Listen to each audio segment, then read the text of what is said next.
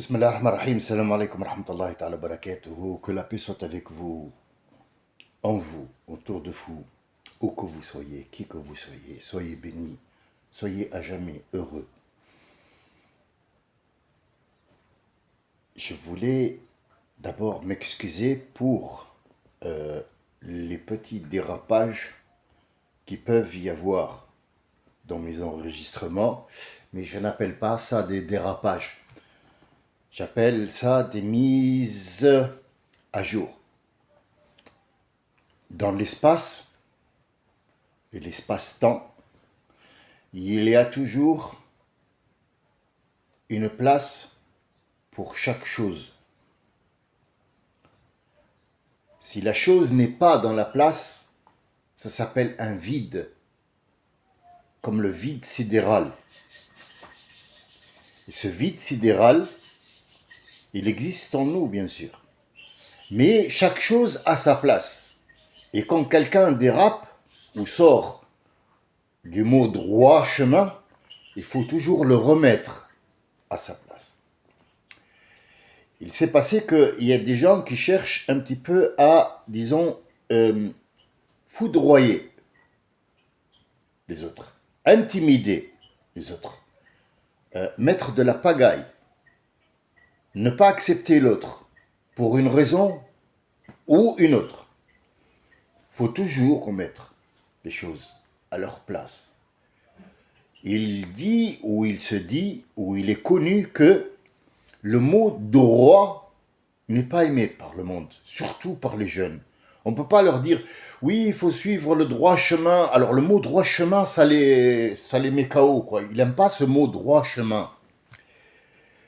Aujourd'hui, j'ai choisi 3 exemples pour vous montrer, ils sont différents les exemples. Ils ne sont pas pareils, mais ils mènent à la même conclusion. Le premier, j'ai choisi un mouvement, si vous voulez, une entourloupe politique qui est visible par les gens. Tout le monde l'a vu. Mais très très très peu l'ont appréhendé. La deuxième, c'est un souvenir d'enfance qui est lié au sentiment. Le premier, c'est une entourloupe politique. Le premier exemple, c'est une entourloupe politique qui touche aussi les sentiments. Le deuxième exemple, c'est un souvenir d'enfance. Et le troisième exemple, c'est la conclusion. Ce n'est pas un exemple, mais c'est une conclusion. Rentrons dans le vif du sujet. Parmi les visages politiques qu'on voit à la télé, M. Le Pen, sa fille Le Pen, je ne sais pas quoi, Giscard d'Estaing, il y a un petit jeune qui est monté là et qui est le chef du Rassemblement national. Le Front, c'est même pas un rassemblement, le mot a été lui-même une entourloupe. Qu'est-ce qu'il a fait? Donc on lui a reproché d'être jeune, qu'il n'a pas d'expérience, ce qui est vrai, il n'a pas fait d'école politique, ce qui est vrai, il n'a pas fait d'école supérieure, ce qui est vrai. C'est un petit rigolo qui sait manier les mots et tout ça, donc on l'a mis, on l'a utilisé, mais le problème c'est qu'il reste jeune. Qu'est-ce qu'on fait pour entourlouper les gens? L'image est importante. Les mots ne suffisent pas, il faut toujours l'image. L'image ne mourra jamais. L'image ne mourra jamais. La vue des choses. C'est ça qui est trompeur. Et les gens aiment tout ce qui est tromperie. Donc l'image, ce qu'on fait, c'est qu'on va faire d'abord un livre.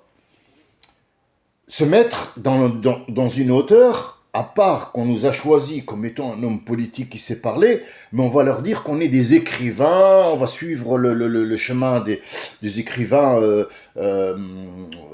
qui sont des philosophes et qui font des entrées politiques fracassantes. Ça n'a pas suffi. Qu'est-ce qu'on fait? On va faire une petite barbijette de 5 jours qui va faire de nous un homme. Monsieur Bardella, enfin, je parle à mon nom, Les autres, j'en ai rien à foutre. De toute façon, chacun fait ce qu'il veut ou comprend ce qu'il veut. Monsieur, machin, la barbe ne fait pas l'homme. C'est des poils dans le visage.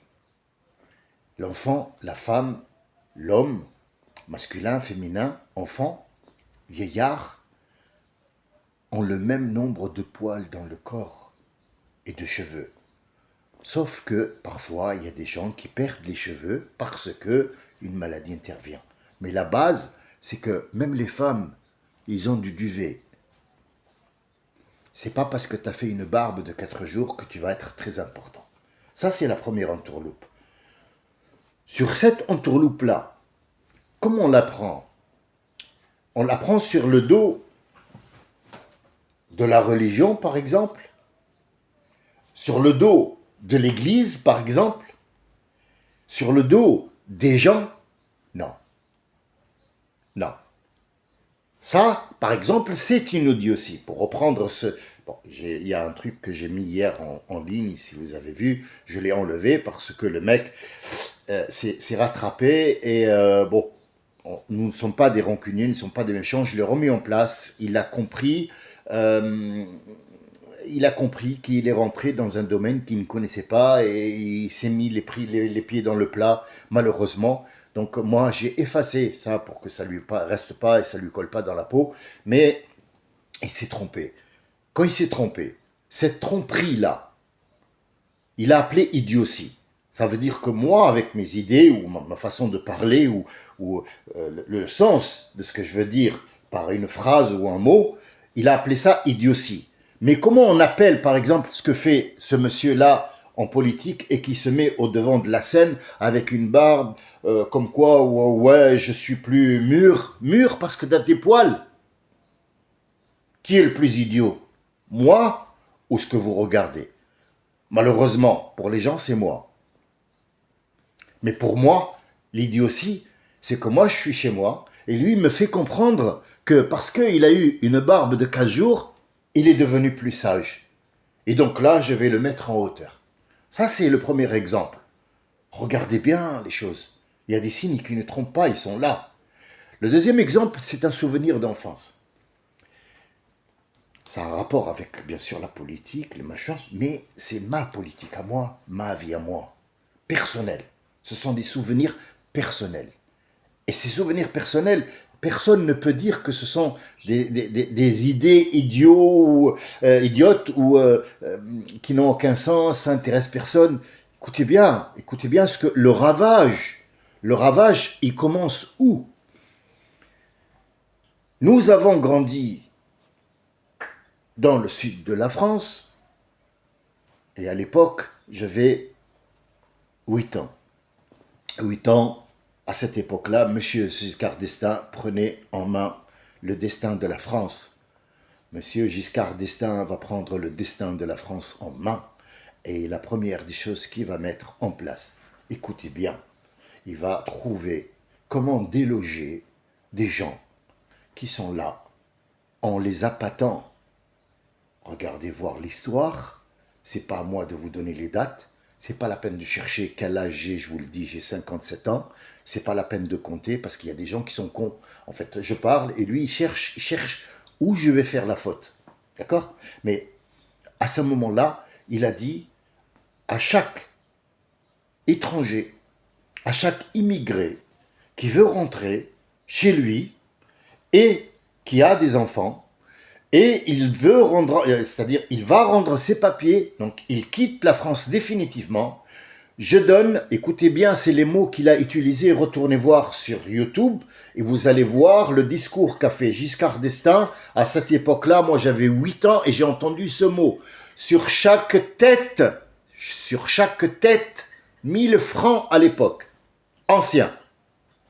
C'était en 1982-83, dans les années 80.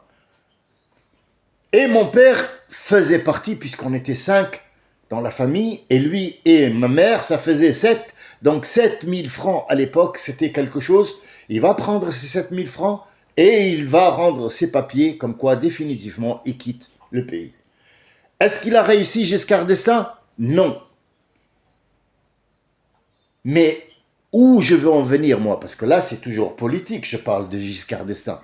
Là, je vous ai dit, c'est un souvenir, moi. Donc, quand on est rentré dans ce pays que moi, je ne connais pas, c'est un transfert d'une plante qui est dans un terreau, et elle va aller dans un autre terreau. Donc, il y a une certaine, si vous voulez, il faut un certain temps d'adaptation. Ce temps d'adaptation-là, il le faut, parce que tu l'enlèves, ce gamin, tu l'enlèves de ses souvenirs. Tu l'enlèves de son entourage où il est pour le mettre directement dans un autre endroit et tu lui dis, allez, adapte-toi. Et là, on me met directement dans l'école. Qu'est-ce qu'un professeur dans la vie? Un professeur, est-ce qu'il est important?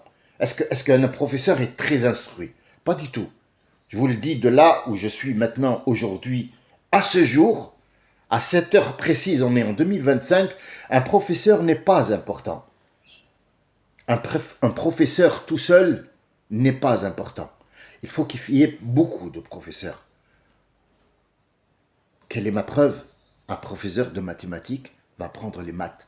Il voudrait bien que ces 30 élèves de cette classe, les 30 élèves de cette classe-là, les 30 élèves de l'autre classe soient des matheux. Mais est-ce qu'ils vont être tous des matheux? Non, ils vont en avoir 3, 4. Tout le reste, qu'est-ce qu'il fait?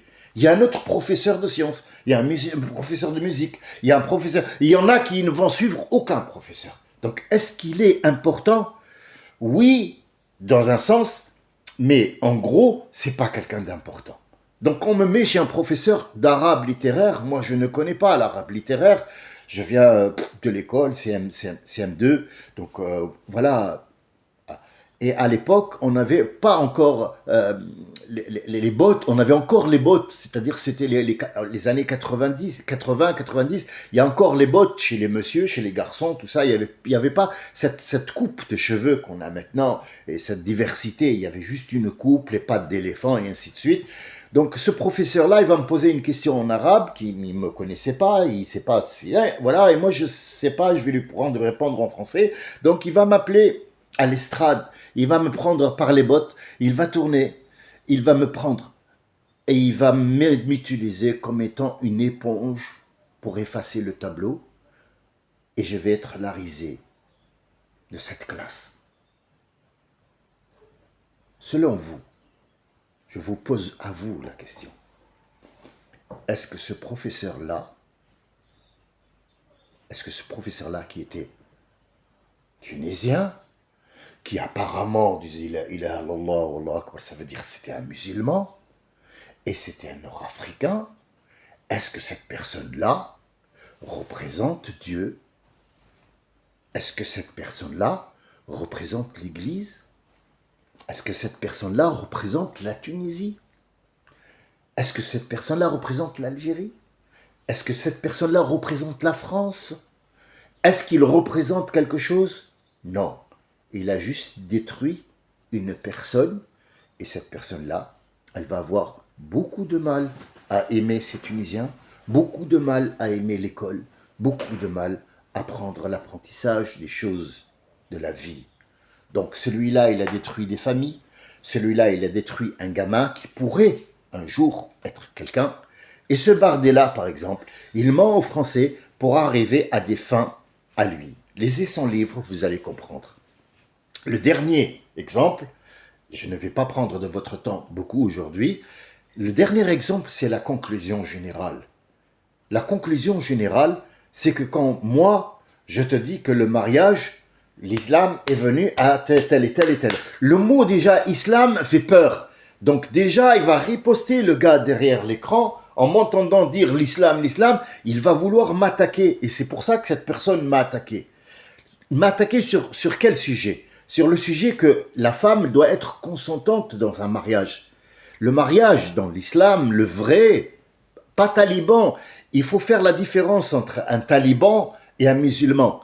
Un talikaka, c'est pas un musulman. C'est quelqu'un qui a l'extrémité.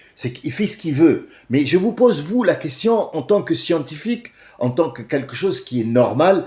Est-ce qu'une fille de 9 ans, il y en a beaucoup d'ailleurs, je ne peux pas le nier, mais est-ce qu'en général, à 9 ans, elle a ses règles, une fille?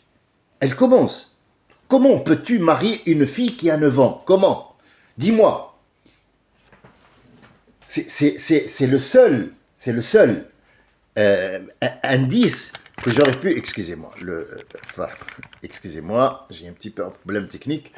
Le seul indice qu'on peut avoir là-dessus, c'est comment peut-on marier une fille à 9 ans. Ça, c'est le premier point. Le deuxième point, c'est que cette fille-là, elle a donné son consentement, son accord ou pas? Est-ce qu'elle est d'accord? Alors, il me dit, comment une fille de 9 ans peut son consentement? Eh bien, justement, c'est ça ce que dit l'islam. Une fille de 9 ans ne peut pas prendre une décision, donc on ne peut pas la marier. C'est impossible. Donc, qui a apporté ça? Est-ce qu'on le met sur le dos de l'islam ou de la personne? On va le mettre sur la personne ou l'islam? Dites-moi. Répondez, il n'y a pas de souci. Il n'y a aucun problème, mais répondez à vous, parce que moi, j'ai la réponse. Moi, quand je dis, Dieu a dit, machin, je ne représente pas Dieu. Dieu, il n'a pas besoin de moi. Comme les cons là, qui viennent, ils sont pas du Taliban, ils sont pas extrémistes, ils sont rien du tout, mais ils vont utiliser des ruses bêtes, comme l'histoire de la barbe. C'est affolant quand tu entends ça. Il regarde dans le nuage, il dit, oh, regardez, c'est écrit le nom d'Allah sur le truc. Oh là là là, subhanallah. Il faut arrêter. Il faut arrêter ça.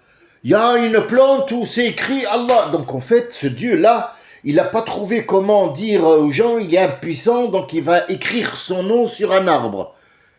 C'est con votre histoire en fait. C'est pas moi le mécréant, c'est pas moi l'idiot. Mais l'idiotie vient en fait de ces gens-là qui vont massacrer d'autres gens, qui ont une idée claire sur la vie en fait. Est-ce que tu crois que une divinité qui t'a créé toi et qui a créé cet arbre-là n'a pas trouvé plus intelligent que écrire son nom avec un arbre qui fait ça? Il dit, oh, regardez, il a écrit son nom sur le truc. Où est l'idiotie? Qui est idiot? Comment une fille de 9 ans, qui sait même pas encore se torcher le cul, essuyer son pipi, tu vas la marier à un vieillard de 50 ans? C'est pas possible. C'est pas possible. Ça a été créé de toutes pièces et monté pour salir une idéologie, pour salir une croyance, parce que c'est la guerre. Normalement, le normal des choses, ne parlons pas politique, ne parlons pas religion, mais la pratique des choses, à mon âge, à moi, je vous le dis, et même pour les jeunes, c'est d'abord avoir une idée, puis après il y a concertation, on va se concerter sur cette idée. Même aller en boîte, c'est une idée. Qu'est-ce que vous pensez? On s'ennuie un petit peu. Est-ce qu'on va aller en boîte? Allez, on va aller en boîte. Donc on s'est concerté. Et puis après, on passe à la voie diplomatique. Oui, moi j'ai pas trop envie. Bon, tu sais quoi? Alors toi tu bois pas parce que tu vas rentrer après, tu nous conduis. Il y a une voie diplomatique. La diplomatie, ça veut dire on va choisir d'entre nous quelqu'un qui a une responsabilité de nous ramener à la maison quand on va perdre la raison avec de l'alcool. Et puis après, il y a la guerre. La guerre, c'est quoi? C'est le mouvement. C'est pas forcément des cartouches, la guerre. Tout le monde se lève le matin pour aller batailler. Tout le monde est en guerre.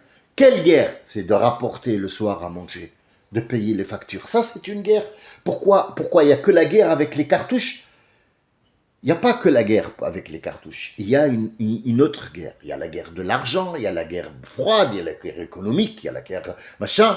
Vous voyez ce qui se passe maintenant. Il veut absolument faire le Var et Saint-Tropez à Gaza. Donc en fait, est-ce que c'est logique de déloger par exemple 5 millions de personnes qui sont nées là-bas, c'est leur terrain, pour en faire un truc touristique? Voilà, ce qui vous ramène, allez, maintenant je commence à parler de politique, tout est lié en fait, tout est lié, tout est lié. Qui provoque ces idioties? Qui provoque ce chaos dans la société? Ça peut être une seule personne qui va foutre le chaos.